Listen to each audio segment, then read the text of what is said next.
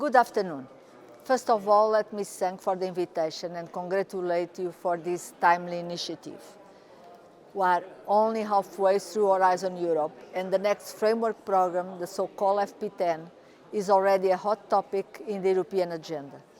The European Commission has established an expert group that is now working to define the priorities that need to be addressed.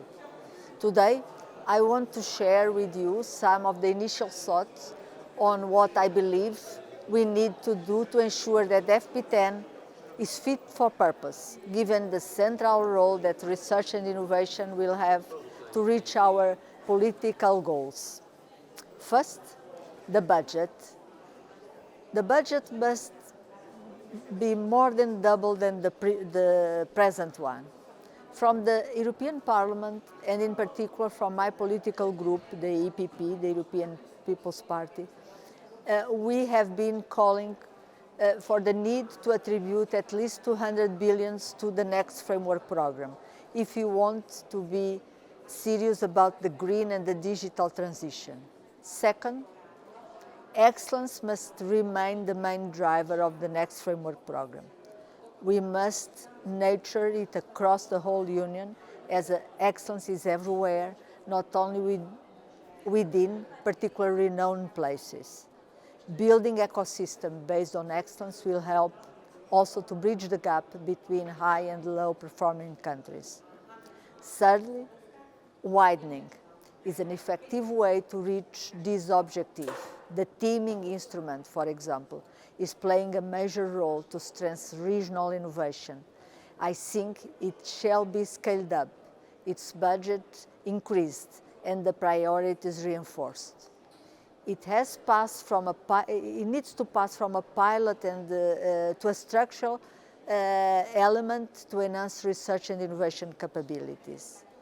In fourth place, the innovation instruments, EIC, EIT, joint undertakings, the partnerships.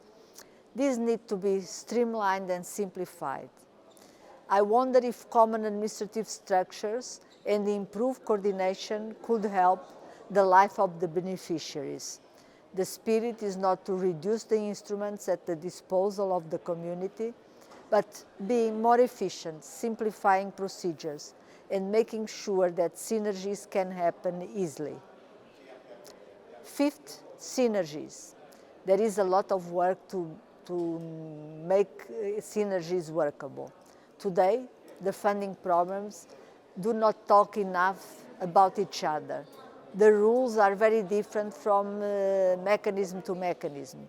We need to improve coordination. We need to increase effectiveness. The Commission shall dedicate a lot of work to this and to have a one-stop shop to realize the full potential of the synergies within the framework program with other programs. And it's not only the regional programs, it's also the development programs.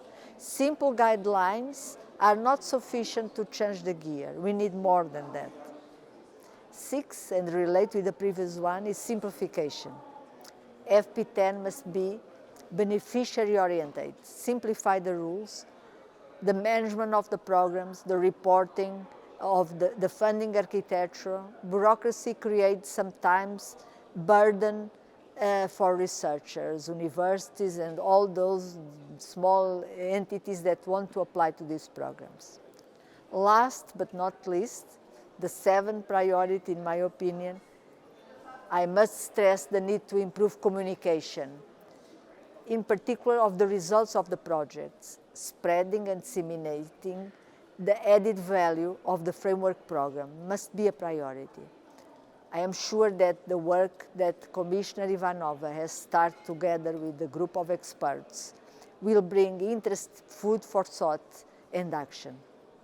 The next European Commission and Parliament will work on competitiveness to ensure that European Union remains attractive, competitive, and create opportunities for the next generation. We must boost higher education, science and innovation. Thank you again, and I wish you all a fruitful and inspired discussion and conference.